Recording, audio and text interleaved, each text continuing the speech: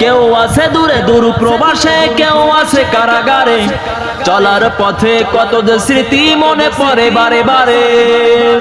মধুর সুরে বলতো তারা আল কোরআনের কথা, মনে পড়ে হয় বুক ভেঙে যায়, হৃদয়ে চাপা ব্যথা।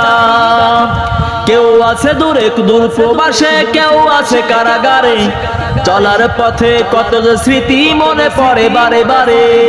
মধুর সুরে বলতো তারা আল কোরআনের কথা, মনে পড়ে হয় বুক ভেঙে যায়, হৃদয়ে চাপা ব্যথা।